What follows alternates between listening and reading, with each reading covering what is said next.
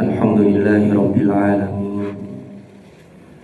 Wassalatu wassalamu ala ashrafil anbiya'i wal mursalin Sayyidina Muhammadin wa ala alihi wa sahbihi ajma'in. Amma ba'd. Hadratul muhtaramin, para alim ulama, para sesepuh, para bini sepuh ingkang kula hormati, yang saya hormati para jamaah Masjid Al-Barakah, para hadirin dan hadirat yang dimuliakan oleh Allah Subhanahu wa ta'ala. Alhamdulillahirabbil alamin. Pada hari ini alhamdulillah kita masih diberi kesempatan oleh Allah untuk menghirup oksigen, untuk kemudian kita melakukan aktivitas kita, rutinitas kita, yaitu sholat jamaah subuh yang kemudian hari Ahad ini dilanjutkan dengan ta'lim. Mudah-mudahan apa yang kita laksanakan ini senantiasa mendapatkan ridha Allah Subhanahu wa ta'ala, dan mudah-mudahan kita dianugerahi keistiqomahan sampai kita menghadap kepada Allah Subhanahu wa ta'ala. Para ibu-ibu, para bapak-bapak, hadirin hadirat rahimakumullah. Pada episode yang lalu di bulan Syawal, seingat saya, atau di bulan Mei yang lalu, kita membahas tentang satu tema, yaitu tentang bagaimana rasa optimis, harapan pada Allah itu jangan pernah hilang.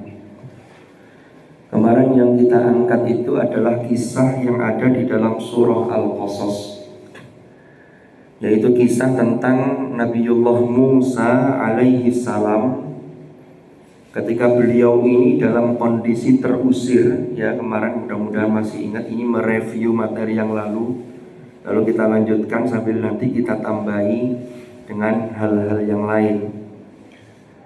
Jadi Nabi Musa ini ketika terusir dari negeri Mesir, karena beliau ini dikejar-kejar oleh Fir'aun, dalam rangka oleh Fir'aun dan bala tentaranya ini beliau hendak dibunuh.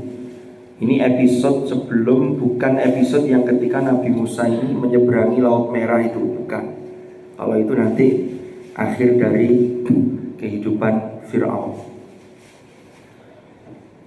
Dalam konteks ini, ketika Nabi Musa dalam kondisi tidak punya apa-apa, satu hal yang beliau tidak pernah hilang dari dalam diri beliau itu adalah satu kesadaran yang luar biasa, bahwa beliau ini sangat butuh kepada Allah, dan tidak pernah hilang rasa optimis beliau terhadap Allah. Dan itu dicontohkan oleh nabi-nabi yang lain juga, para hadirin dan hadirat. Nabi Zakaria contohnya. Nabi Zakaria itu diuji oleh Allah,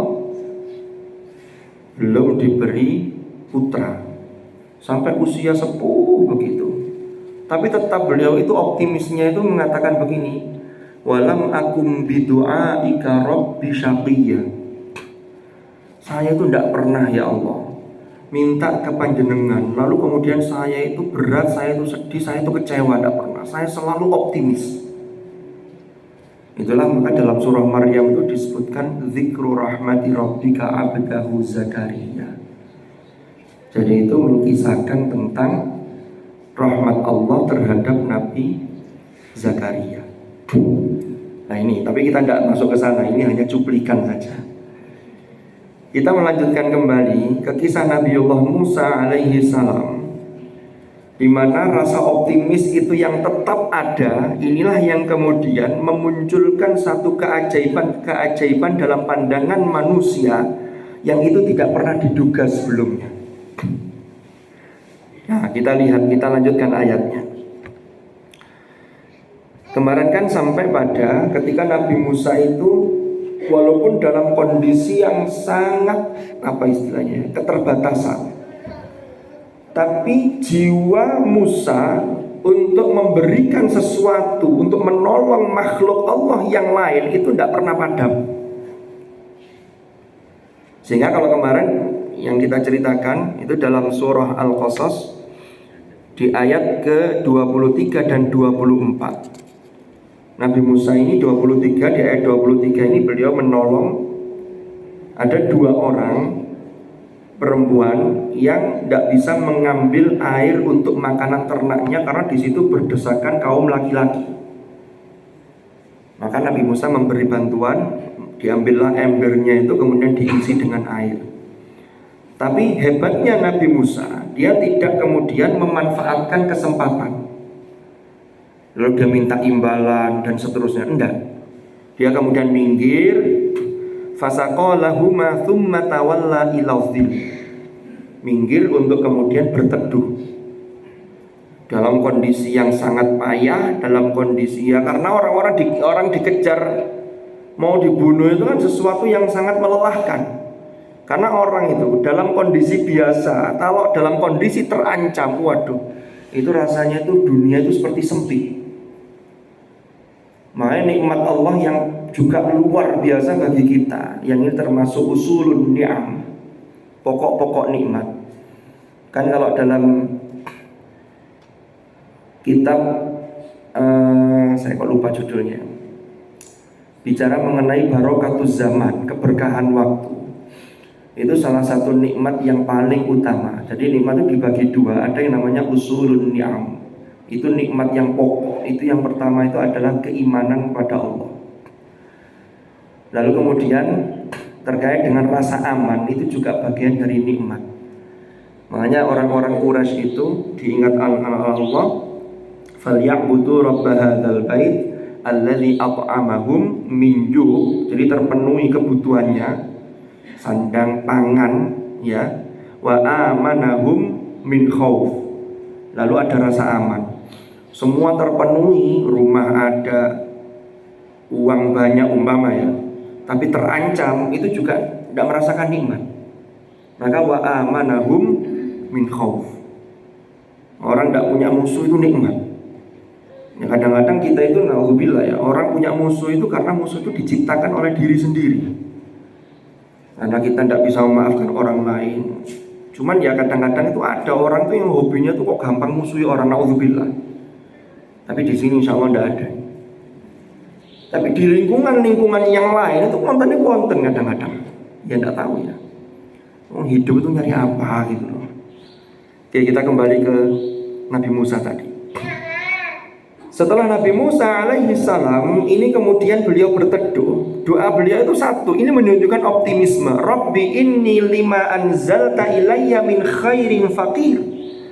Ya Allah, saya tidak minta kepada makhlukmu, tapi ini lima anzalta ilayya min khairin faqir. Saya ini sangat butuh ya terhadap sesuatu kebaikan yang engkau turunkan kepadaku. Ini doa menunjukkan optimisme yang luar biasa. Jadi nolong makhluk, tidak berharap pada makhluk, tapi langsung pada Allah Al-Khaliq. Apa yang terjadi kemudian? Nah ini rangkaian ayat berikutnya. Faja'athu ihdahuma tamshi 'ala istihya. Ternyata 2 orang ini adalah putrinya Nabi Syuaib alaihi salam. Di sebuah daerah namanya Madian. Ini sudah masuk wilayah Madian. Makanya tadi di ayat yang ke-22, walamma tawajjaha tilqa Madian. Nah, ini perbatasan masuk Madian. Nah, faja'athu ihdahuma tamshi 'ala istihya. Lalu datanglah salah satu di antara 2 orang remaja ini, putrinya Nabi Syuaib ini, mendatangi Nabi Musa. Yang menarik para hadirin dan hadirat, ini di sini disifati dengan alastihya. Ya. Alastihya itu apa maksudnya? Jadi salah seorang dari keduanya ini berjalan dengan sangat malu dengan menjaga dirinya. Ini menunjukkan satu etika, satu ajaran kepada kita terkait interaksi laki-laki dan perempuan. Kalaupun harus terpaksa sampai menyampaikan, itu bukan kemudian, mohon maaf, perempuan mendekati laki-laki bukan menggoda, tapi harus tamshi ala istihya. Ada standar-standarnya. Ya kecuali kalau sudah suami istri, sudah beda konteksnya kan begitu. Nah, itu memang harus begitu. Nah ini, lalu salah seorang dari dua perempuan ngomong kepada Nabi Musa, qalat inna abi yad'u, sesungguhnya ayah kami itu mengundang panjenengan. Nah ini ternyata dua gadis ini melihat sosok Musa yang mungkin kelihatannya iki seakan iki wong terusir, tapi kok dia masih nolong kami. Lalu dia bilang inna abi yad'u. Loh, ini sebuah bahasa yang juga luar biasa, sebuah bahasa diplomasi. Ya. Waktu itu, zaman itu belum ada teknologi WA. Kita nggak bisa mempertanyakan kemudian begini, loh, kok iso ngerti bahwa bapaknya mengundang. Lawang Nabi Syuaib tidak berada di situ. Inna abi yad'u, kata siapa? Wong nggak ada WA. Ngundangnya lewat mana? Ngirim surat juga belum nyampe. Tukang posnya juga belum ada. Tapi ini juga lagi-lagi, ini sebuah bahasa yang mengajarkan, karena tadi dibalut dengan alastihya tadi, maka bahasanya itu tidak langsung vulgar, tapi inna abi yad'uk liyajziyaka ajrama saqaita lana. Ternyata dua orang ini ingin mengucapkan terima kasih kepada Nabi Musa dengan cara menjamu Nabi Musa. Kalau langsung diberikan di situ sesuatu kan tidak etis juga. Akhirnya wes gini aja, di rumah kan ada ayah saya. Yang ayah saya itu yang tadi sudah disebutkan, wa abuna syaikhun kabir. Ayah saya itu, ayah kami itu sudah sepuh sehingga tidak bisa ngambil minuman untuk ternak kami. Sehingga anak-anaknya itu hanya perempuan semua. Ya kami ini yang berangkat ke sini, tapi kami tidak bisa ngambil air kecuali orang-orang ini sudah minggir. Makanya dibantu oleh Nabi Musa tadi.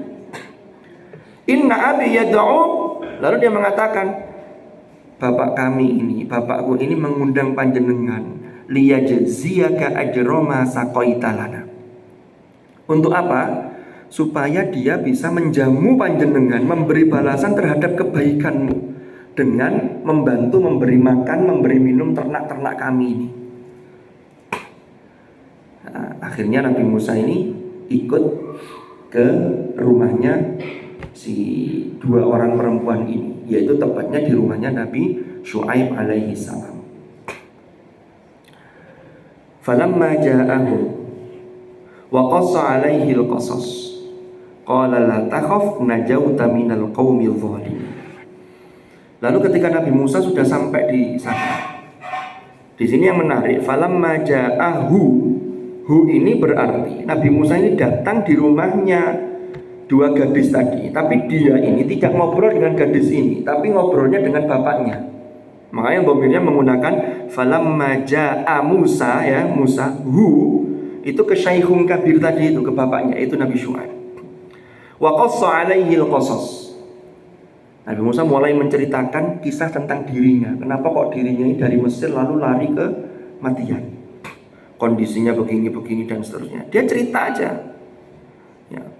Ternyata jawaban Nabi Syuaib, qal la takhaf najauta minal qaumil zalimin. Sudah, jangan khawatir, jangan takut.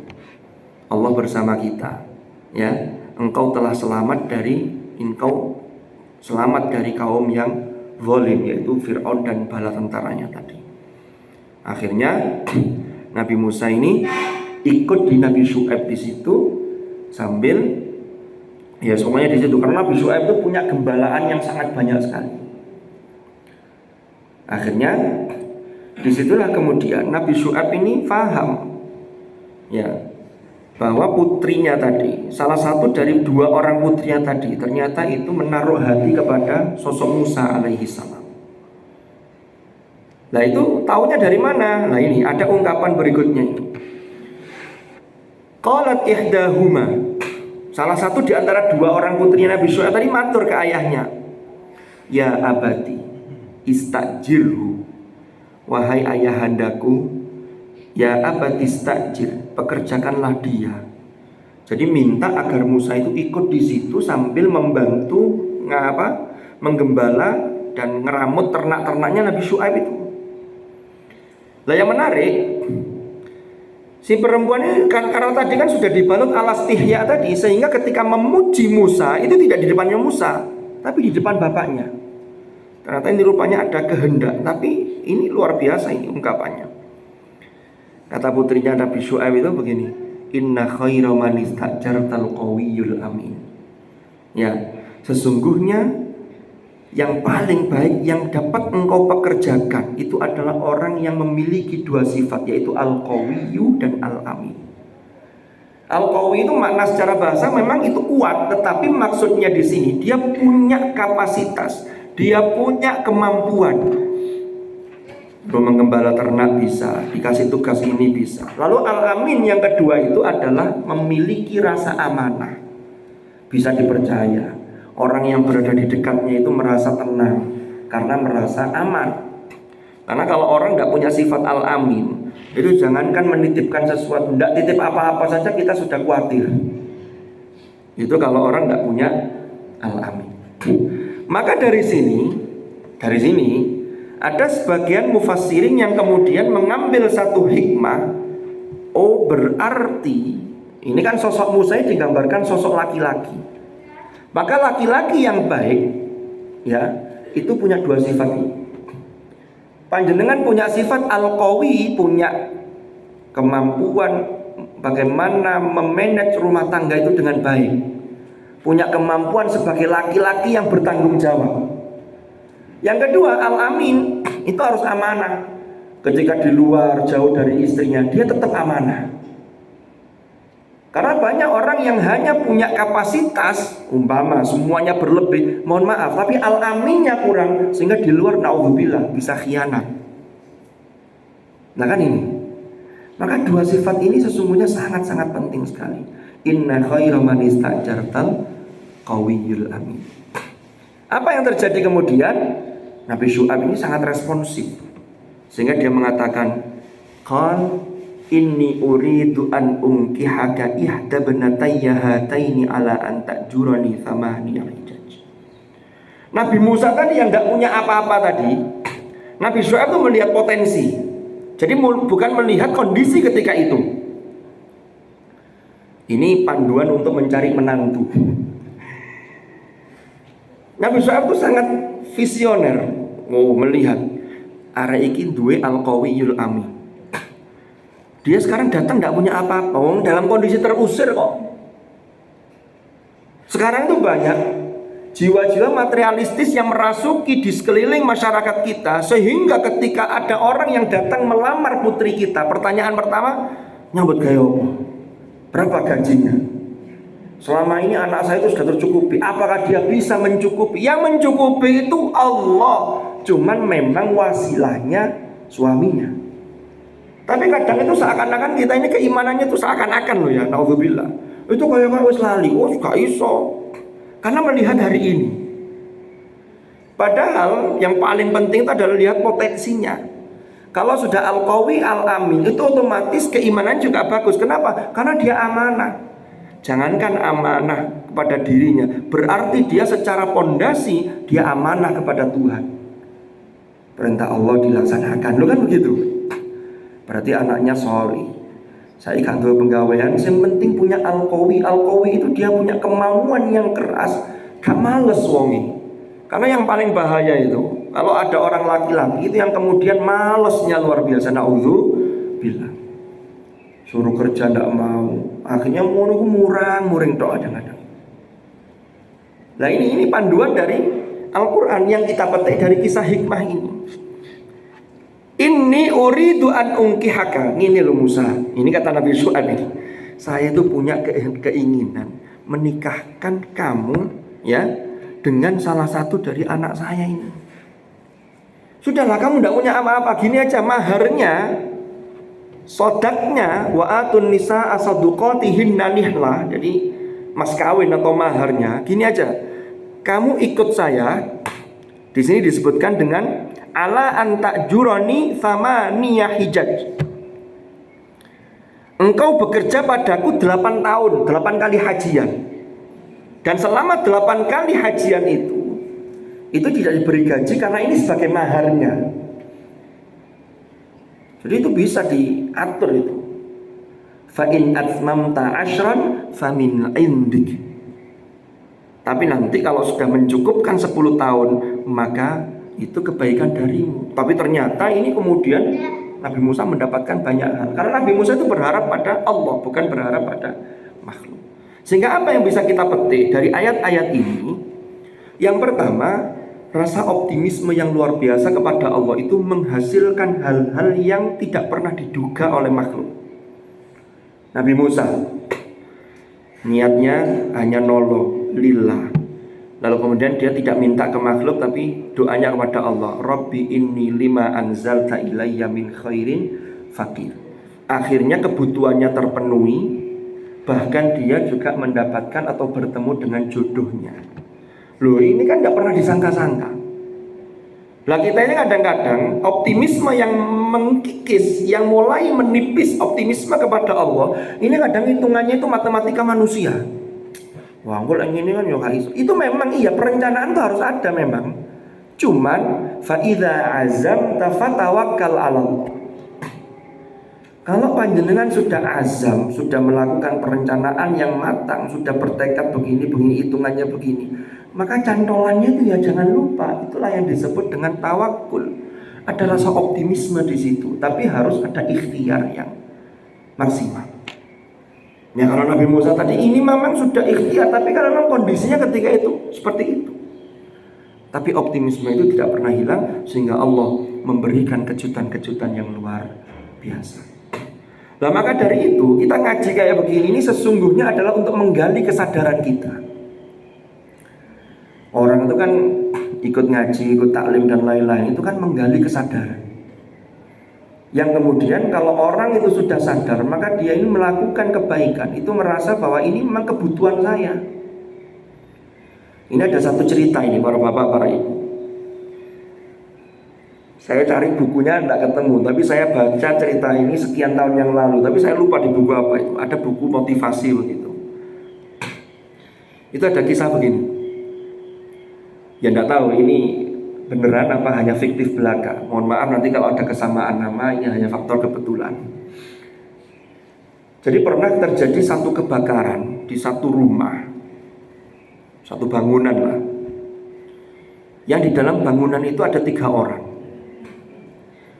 Yang pertama ada orang yang sudah agak sepuh, sudah tua, tapi tetap masih kuat beraktivitas. Yang kedua ada 2 orang, yang 2-3 ini 2 orang pemuda.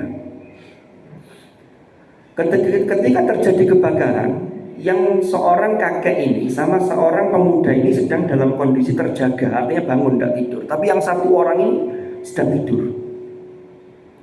Akhirnya terjadi kebakaran.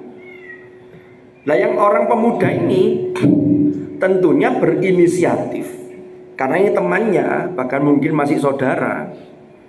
Nggak mungkin lah kalau kemudian bapak wis gaurang usaha blas, bapak tak tinggal, bapak cek kobong, naudzubillah. Ini berarti orang yang tidak punya rasa empati kepada orang lain.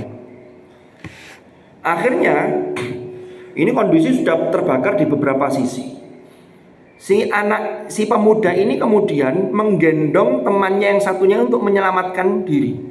Diangkatlah temannya yang sedang tidur tadi, lalu bergegas untuk cepat-cepat untuk keluar dari gedung itu. Wah, namanya kondisi seperti itu kan ya panik, karena api itu menjalar dengan cepat. Wah, akhirnya begitu mau keluar digendong, karena kebetulan yang tertidur ini badannya agak gedean dikit, sehingga nyangkut di pintu. Katanya metu sikil nyantol. Akhirnya apa yang terjadi? Si kakek yang sepuh tadi, karena dia ini sudah makan banyak garam, kasinan, artinya sudah makan banyak garam kehidupan. Akhirnya kakek mengatakan begini, ngapain kok kamu bingung-bingung menggendong dia? Lalu gimana? Ini sudah kebakaran nih, biar dia selamat katanya. Dia ini kan tidur, bukan mati. Bangunin aja dia, bangunin, gugahlah kesadarannya. Nanti dia pasti akan menyelamatkan diri. Paham ya? Artinya apa? Ternyata dalam buku ini mengajarkan begini. Kadang ada orang itu yang ngajak orang, mengingatkan orang, pengen orang lain juga selamat. Itu lupa yang digugah itu bukan kesadarannya. Tapi kayak tadi itu, orang gotong, orang tidur, ini kan sulit ngajak orang kayak begitu itu. Padahal yang paling penting itu kita gugah kesadarannya. Caranya dengan apa? Ya termasuk majelis-majelis taklim seperti ini. Kalau orang itu sudah sadar, maka disitulah dia akan merasa bahwa menyelamatkan diri itu menjadi sebuah kebutuhan. Kita mencari ilmu, melakukan ibadah, melakukan amal-amal soleh itu adalah sebuah kebutuhan. Sing bahaya itu nak uang, wis gak sadar-sadar. Padahal orang itu diingatkan. Kan semua kita itu terlahir itu kan fitrah. Kullu mauludin yuladu alal fitrah. Ini kalau kita lihat di dalam ayat Al-Quran di surah Al-A'raf ayat 172. Allah berfirman, A'udzu billahi minasyaitonir rajim. Wa idz akhadha rabbuka min bani adama min zuhurihim dzurriyyatahum wa ashhadahum ala anfusihim alastu bi rabbikum qalu bala shahidna an taqulu yawmal qiyamati inna kunna an hadza ghafilin. Ayat ini menjelaskan wa id akhadha rabbuka min bani adama min zuhurihim dzurriyyatahum. Jadi ketika Allah Subhanahu wa taala itu mengeluarkan anak cucu Adam ya dari tulang sulbi mereka.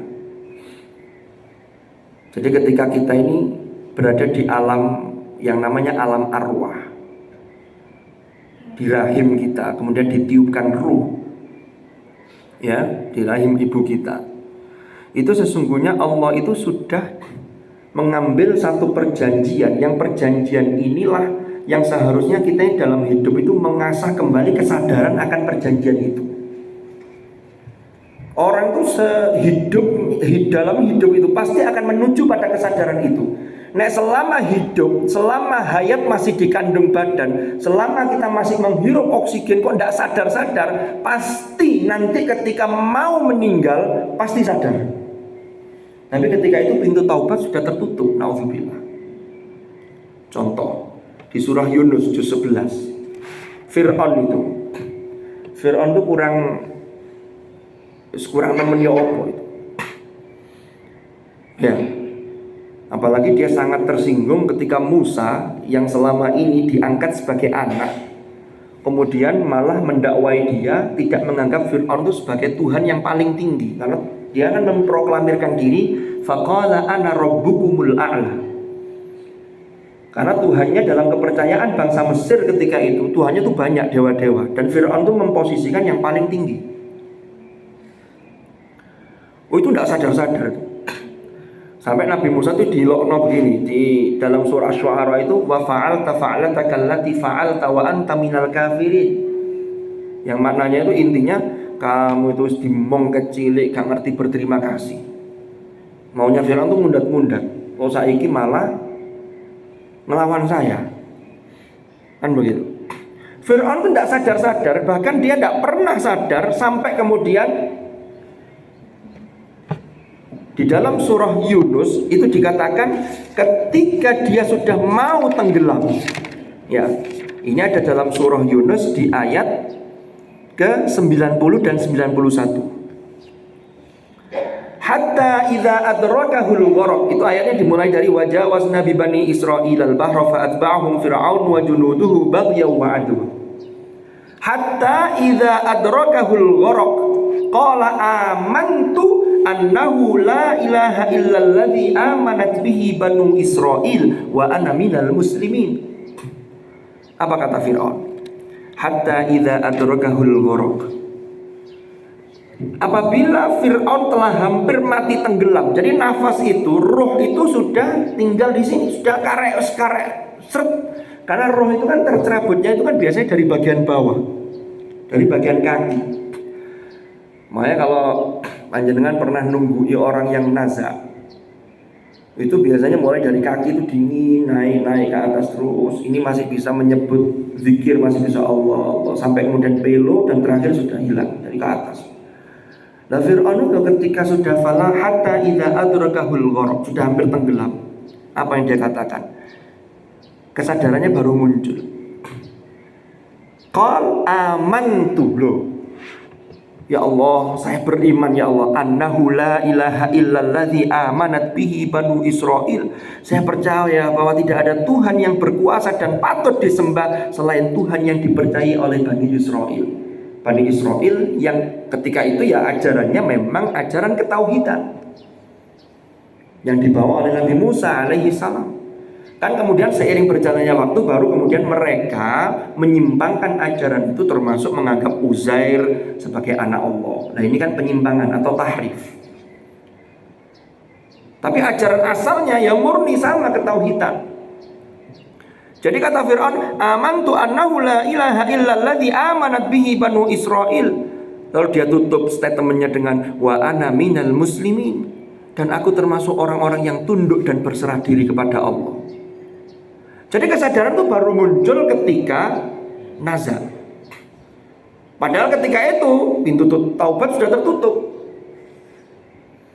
Makanya ada ungkapan, saya tidak tahu Allah alam apakah ini al-hadis atau kamakol atau makolah ya. Ajilu bis salati qabla al-faut wa ajilu bit taubati qabla al-maut, kan begitu. Bersegeralah menunaikan sholat sebelum habis masa kita, sebelum terlambat. Ya, dan bersegeralah bertobat sebelum kematian datang. Karena kalau sudah datang begini, walaupun belum tercerabut semuanya roh itu, tapi kalau sudah proses nazak sudah tidak bisa. Maka ditegaskan di ayat 91, al-ana, itu aslinya al-ana, hamzatul istifham, lalu ada al-an yang itu ada hamzah wasol. Maka dalam qiraat kita riwayat Hafs an Asim itu dibaca dengan mat yang panjang. Ini masuk kategori mat lazim, sama dengan mat farti. Al-ana, apakah sekarang lu kait saiki nang diai wa qad asaita qablu, wingi-wingi nang diai engkau sudah berbuat durhaka kemarin-kemarin, wa kunta minal mufsidin, dan engkau termasuk orang-orang, termasuk makhluk-makhluk yang membuat kerusakan. Wis telat iki. Makanya kita ini diasah ikut ngaji. Ini diasah kesadaran kita untuk kembali ke tadi itu. Bagaimana perjanjian primordial kita dengan Tuhan. Karena perjanjiannya begini. Alastu bi rabbikum. Allah bertanya kepada semua makhluk, semua manusia, makhluk yang namanya manusia ini, semua pasti mengalami itu. Alastu bi rabbikum, dan jawabannya semuanya sama. Qalu bala syahidna. Nggih ya Allah, bener. Panjenengan Tuhan kami. Panjenengan Tuhan saya. Ya, syahidna, kami bersaksi. Itu perjanjian kita. Makanya orang itu kan kemudian ketika terlahir, dia dipengaruhi oleh lingkungan, dipengaruhi oleh hawa nafsu, karena dorongan dari fisik-fisik kita ini yang kita diciptakan dari turab, ya, dari bahan baku tanah. Ini kan memiliki dorongan-dorongan yang itu kadang-kadang negatif kalau tidak dibalut dengan ketentuan aturan Allah. Kan begitu.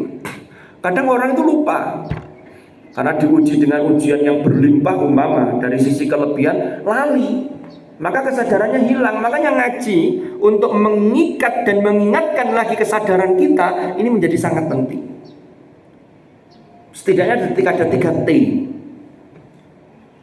Kan dulu pernah kita bahas, kita ini hidup ini tujuannya tidak lain dan tidak bukan adalah untuk beribadah dan mensyukuri. Wallahu akhrajakum min butuni ummahatikum la ta'lamuna syai'a wa ja'ala lakumus sam'a wal absara wal afidah la'allakum tashkurun. Ada 3T yang harus kita lakukan untuk mengupgrade kesadaran kita dari waktu ke waktu. Yang pertama, T-nya ini adalah tafakkur. Napa T tafakkur itu? Al-Quran itu banyak menggambarkan, banyak mengajarkan kepada kita itu perintah untuk memikirkan. Belum lagi didukung oleh hadis-hadis Rasulullah SAW. Rasulullah itu dawuh, tafakkaru fi khalqillah wala tafakkaru fi dzatillah. Berfikirlah dalam ciptaan-ciptaan Allah dan jangan berfikir, jangan bertafakkur dalam zat Allah. Kan begitu. Nah, tafakkur yang paling utama pertama adalah terkait tentang ayat kauniyah, yang itu kembali kepada diri kita sendiri. Dalam surah Ad-Dzariyat itu ayat Allah mengatakan wa fi anfusikum afala tubsirun. Jadi kalau kita ini mau tafakkur, itu akan mengingatkan asal kejadian kita, akan mengingatkan kesadaran kita, awake dhewe iki sapa sih? Apa yang bisa kita sombongkan? Lawang asal kejadian kita itu ya hanya dari mimma imahin, dari air yang hina. Loh kan ngoten. Lalu apa yang bisa kita berikan ke orang lain tapi tidak dilandasi kesombongan, tapi karena setelah kita ini berpikir betul bahwa kita ini harus memberikan manfaat sekecil apapun, paling tidak untuk orang terdekat kita, syukur-syukur untuk lingkungan kita. Kan begitu. Jadi ada tafakur di situ. Ini akan meningkatkan kesadaran kita tadi itu, bagaimana perjanjian kita di hadapan Allah ketika dulu di alam arwah. Tafakur. Belum lagi tafakur mengenai penciptaan malam dan siang. Inna fi khalqis samawati wal ardi wa ikhtilafil laili wan nahar la ayatil liulil albab.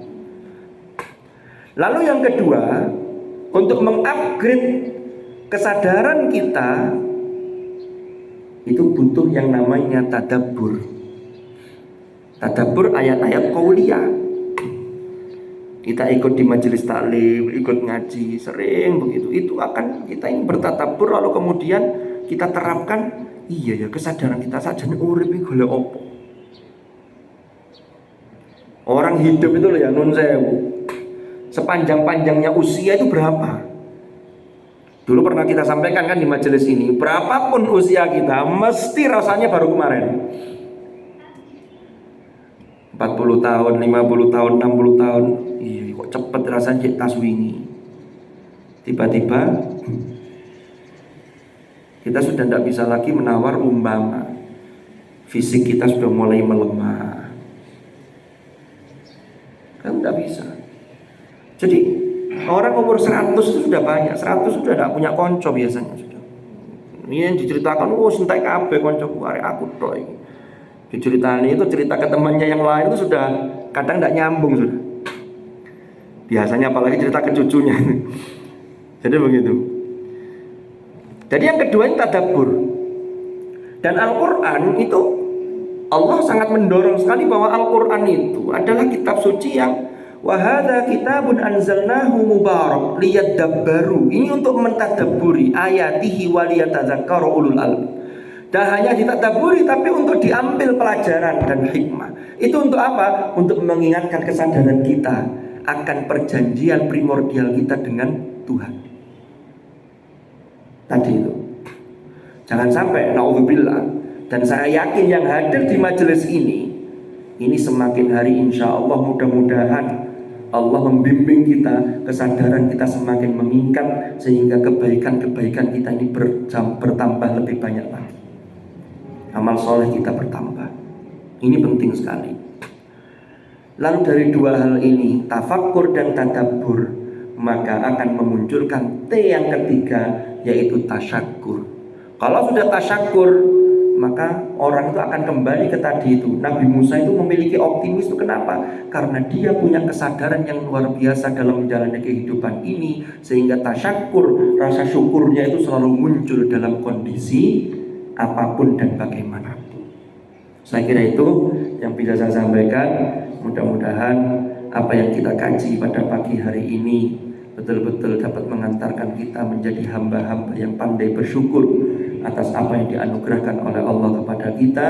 Dan satu hal sekali lagi, ini semua tidak lain dan tidak bukan, mudah-mudahan meningkatkan kesadaran kita akan perjanjian kita kepada Allah dan menjadikan hidup kita ini tidak pernah melakukan suudzon kepada Allah, tapi kita selalu berhusnudzon kepada Allah. Itulah sesungguhnya rasa optimis yang harus selalu kita pupuk dalam kehidupan kita. Mudah-mudahan manfaat, mudah-mudahan barokah, dan kurang lebih mohon maaf. Wallahul muwaffiq ila aqwamit thoriq. Kita akhiri dengan doa bareng-bareng, mudah-mudahan harapan baik kita diijabah oleh Allah Subhanahu wa taala ala hadhihi niyyah as-salihah wa ila hadratin nabiyil mustafa Muhammadin sallallahu alaihi wasallam. Al-Fatihah.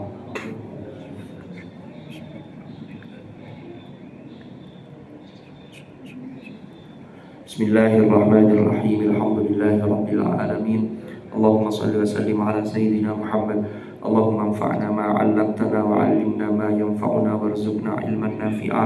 Allahumma ja'al ijtima'ana hadha ijtima'an marhuma wa tafarruqana min ba'dihi tafarruqan ma'suma wa la taj'al ma'ana wa fina shaqiyyan wa la mahruma birahmatika ya arhamar rahimin. Wa sallallahu ala sayyidina Muhammadin walhamdulillahi rabbil alamin. Al-Fatihah.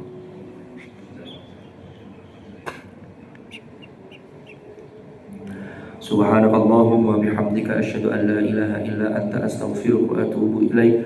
Wa sallallahu ala sayyidina Muhammadin walhamdulillahi rabbil alamin. Hadanallahu wa iyyakum ajma'in. Al-afwa minkum. Wassalamu alaikum warahmatullahi wabarakatuh.